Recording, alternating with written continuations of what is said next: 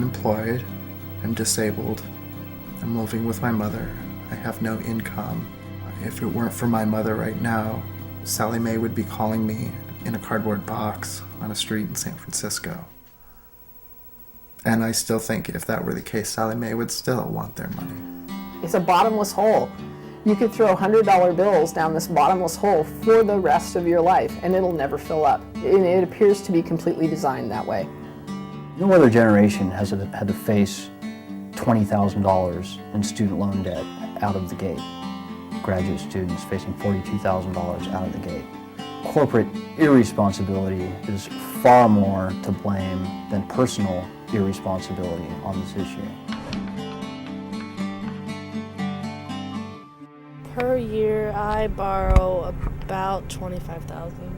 Well, I'm only a freshman, so I've only borrowed once, and I borrowed $10,000, which isn't that much for actually this school. A lot of people borrow between about $10,000 and $25,000. That's per year? Yeah, per year.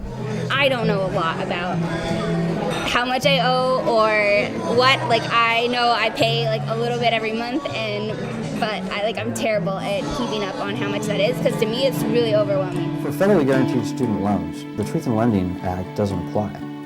So typically the students upon graduation can't even tell you what their interest rates are, whether their loans are federally guaranteed or not, or often who their lender is, believe it or not. The Citibank Student Loan Corporation would send me these notices, and they'd say, this is just to notify you of your interest rates. And then they started sending me one saying, this is just to notify you of a change in your interest rates. And it was like watching the odometer on a car. I remember thinking, what happened to the 9%? Where did this 17% come from? And seeing the number, something like $900 something a month for my private student loan, and immediately realizing that was more than I make in a month. Student loans barely existed 30, 40 years ago. And today, as a nation, we owe something like $600 billion in student loan debt. And I think that we have to ask ourselves, as a nation at this point, how could we have let this happen? The original loan amount was $45,974, and this last statement I received on December 16th, 2007 indicates that the outstanding balance is $73,789. So it has accrued just shy of $30,000 in interest. If you look at it in the roundhouse figure, say, okay, it was $30,000 to go to UNR for 3 years. They now say that I owe about $90,000, so it's tripled.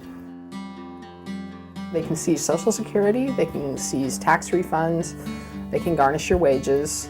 Like if I get hit crossing the street by a bus and I end up in a wheelchair, they can seize my disability. I would say to the graduating class of 2008 to be very, very careful in deciding where to go to school and deciding how to borrow the money. And I would encourage them to be very careful about how involved they get their parents, and to consider what would happen if their parents co-sign on these loans and they don't graduate, they don't finish their education, or they do finish their education and they default on their loans.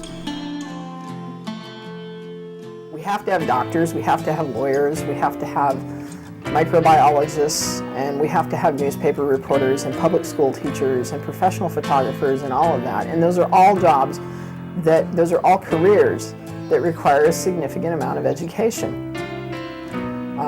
We're just going to get stupider until there's a change. We're just going to get dumber.